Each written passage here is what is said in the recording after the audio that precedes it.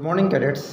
मैं captain doctor Rajendra, associate NCC officer, government Dungar college Bikaner और 7वीं राजस्थान एनसीसी बटालियन आज आपसे बात करने वाला हूं एक अत्यंत महत्वपूर्ण विषय के बारे में कैडेट्स, जो कि आपकी परीक्षा की दृष्टि से अत्यंत उपयोगी और प्रासंगिक है और आपकी बी और सी परीक्षाओं में यह काफ़ी महत्वपूर्ण स्थान रखता है। और न केवल कैडेट्स यह विषय केवल आपके एनसीसी परीक्षाओं की दृष्टि से महत्वपूर्ण है, बल्कि यह एनसीसी के एक महत्वपूर्ण उद्देश्य एकता और अनुशासन इसको हासिल करने में भी महत्वपूर्ण मदद देता है। चूँकि एनसीसी का मकसद केवल सैन्य सेवाओं के लिए ही बल तैयार करना नहीं है, बल्कि देश के लिए एक सुयोग्य नागरिक भी तैयार करना है। तो एक सुयोग्य नागरिक बनने के लिए व्यक्ति में जिन गुणों का होना आवश्यक है, उन्हीं गुणों से मिलकर बनता है एक विस्तृत और व्यापक विषय, एक ऐसा विषय विद्यार्थियों जिसे हम कहते हैं नेतृत्व, जिसे हम कहते हैं लीडरशिप। तो आज की कक्षा में कैडेट्स में आपसे बात करूंगा लीडरशिप के बारे में, और मैं आपको बताऊंगा कि एक सफल नेता के अंदर कौन कौन से गुणों का होना लाजमी है और उन गुणों के होने के आधार पर ही वह नेता एक व्यापक जनसमूह का किस प्रकार से नेतृत्व कर सकता है। कैडेट्स, इस श्रृंखला के अंतर्गत मैं आपसे बात करूंगा नेतृत्व के प्रकार के बारे में कि किस प्रकार के नेतृत्व होते हैं और उनकी क्या क्या विशेषताएं होती है। इसके अलावा एक सफल नेता में कौन कौन से गुण होने चाहिए, एक नेतृत्व क्षमता के निर्माण के लिए कौन कौन सी विशेषताओं का होना आवश्यक है, इन तमाम बातों के बारे में कैडेट्स मैं अभी आपसे बात करूंगा। और मैं ये चाहूँगा कि आप मेरी इस कक्षा को देखते वक्त अपने हाथ में रजिस्टर और पेन पेंसिल साथ में लेकर चले, ताकि आप उन बातों को नोट करते चलें। और यदि आपको कोई शंका हो तो आप मेरे व्हाट्सएप नंबर पर 9928482295 पर आप मेरे से संपर्क कर सकते हैं। और इस वीडियो को मैं मेरे यूट्यूब चैनल के ऊपर अपलोड कर रहा हूं, और आगे जैसे जैसे वीडियो अपलोड होंगे विद्यार्थियों, आप कैडेट्स आपको इस बारे में जानकारी मिलती रहेगी। तो आइए कैडेट्स, हम बात करते हैं नेतृत्व क्षमता के बारे में। सबसे बुनियादी प्रश्न यह पैदा होता है कि नेतृत्व क्या होता है। नेतृत्व एक क्वालिटी है, नेतृत्व एक विशेषता है जिसके आधार पर एक व्यापक जन समूह को किसी व्यक्ति विशेष द्वारा अपने निर्देशन में कार्य करने हेतु तैयार किया जाता है। तो कैडेट्स, यहाँ पर हम जिस व्यक्ति विशेष की बात कर रहे हैं वह व्यक्ति विशेष कोई और नहीं है, बल्कि वह है एक नेता, वह एक है नायक, वह है एक कमांडर, वह है एक मुखिया। तो चाहे हम कमांडर कहें, चाहे हम इसे नेता कहें, चाहे इसे हम नायक कहें, चाहे हम मुखिया कहें, ये सभी नेता यानी लीडर का एक प्रकार है। ये सब लीडर की एक क्वालिटी है, ये लीडर के अलग अलग नाम हैं। तो एक सफल नेता बनने के लिए ज़रूरी है कि आप में कुछ गुण हो। उन्हीं गुणों के आधार पर आप एक सफल नेता बन सकते हैं।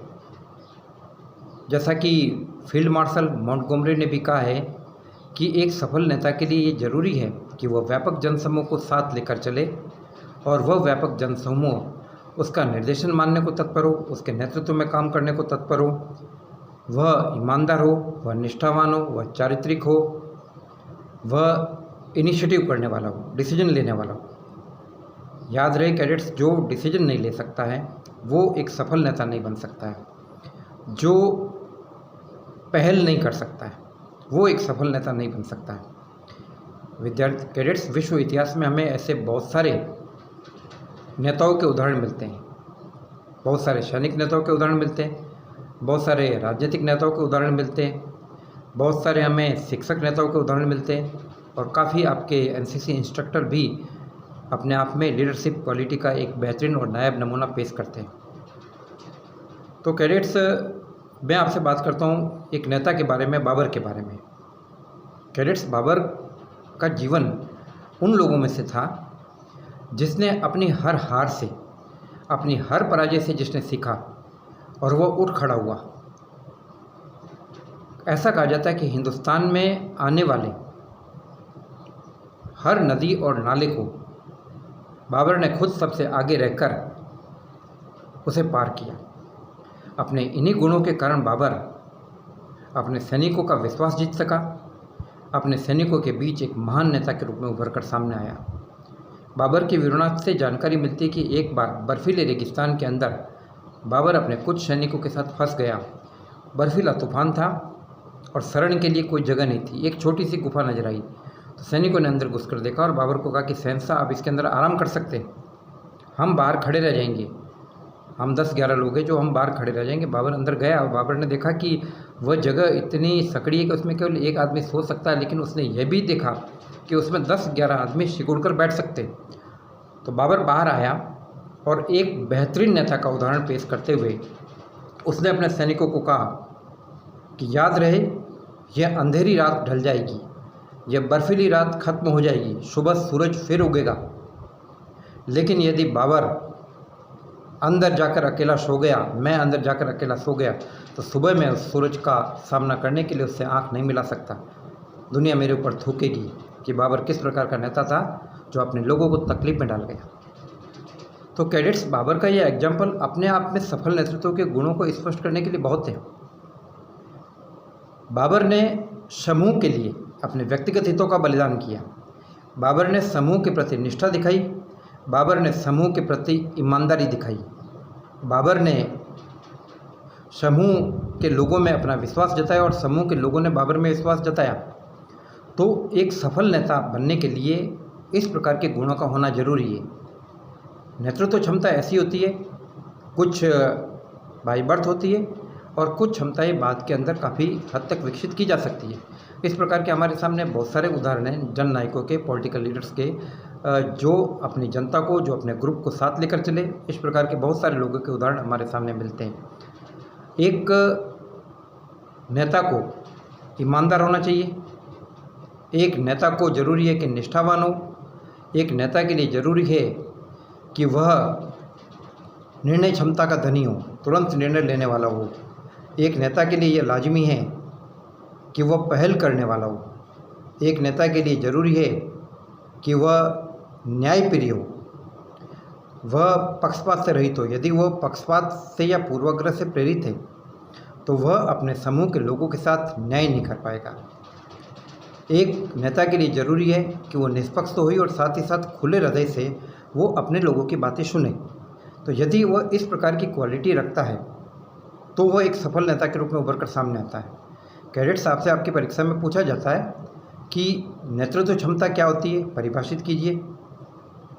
एक सफल नेता में कौन कौन से गुण होने चाहिए, किन्हीं 10 गुणों का विवेचन कीजिए। तो इस कक्षा में कैडेट्स मैंने आपको ये बताने की कोशिश की है कि एक सफल लीडर में कौन कौन सी क्वालिटी होनी चाहिए। तो इन सब बातों को आप पढ़ेंगे, समझेंगे। एक सफल नेता वो होता है जिससे अपने आसपास के परिवेश का ज्ञान हो। एक सफल नेता वो होता है जो दूरदर्शी हो, जो परिस्थितियों का पहले से पूर्व आकलन करने वाला हो। तो इस प्रकार के व्यक्ति को ही नेता कहा जाता है। तो ये नेता में कुछ क्वालिटीज है जिसके बारे में कैडेट्स मैंने आपसे चर्चा की। अब मैं आपसे नेतृत्व के कुछ रूप के बारे में चर्चा करूँगा। एक होता है विद्यार्थी और निरंकुश नेतृत्व। कैडेट्स, एक होता है निरंकुश नेतृत्व जिसके अंतर्गत हम ये देखते हैं कि नेता अपने आप में निरंकुश होता है और वह जब अपने समूह पर हुकूमत करता है तो बहुत सारे निर्णय ऐसे लेता है जिसमें उनकी सहमति नहीं होती।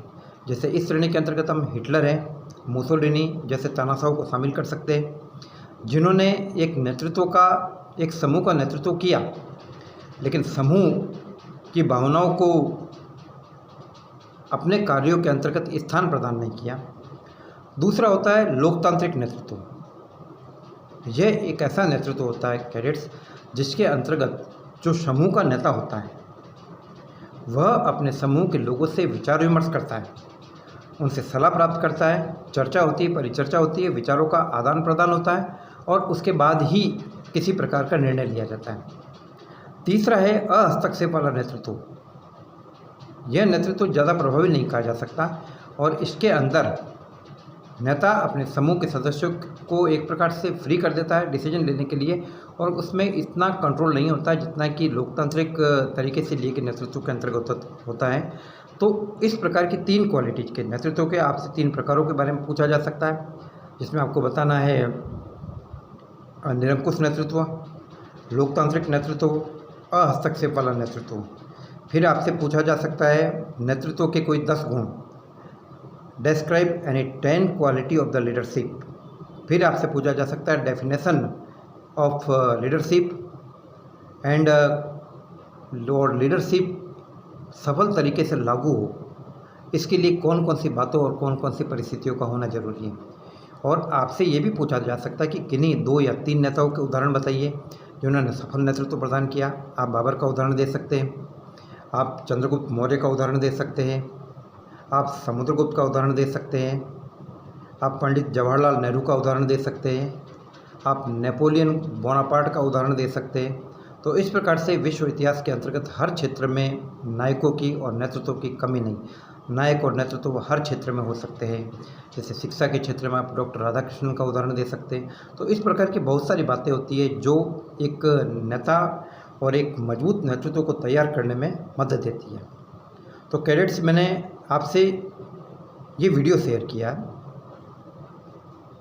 और मैं ये चाहूँगा कि आप इसको देखें और अपनी हैंडबुक की मदद से आप इन चीज़ों को तैयार करें और लिखें। प्रश्नों का उत्तर देते समय आपको टू द पॉइंट जवाब देना है, जितना पूछा जाए उतना ही जवाब देना है और एकदम आत्मविश्वास से युक्त होकर आप जवाब दें। आगे की कक्षा में मैं आपसे इस बारे में कुछ चर्चा और करूँगा। जय हिंद, जय भारत।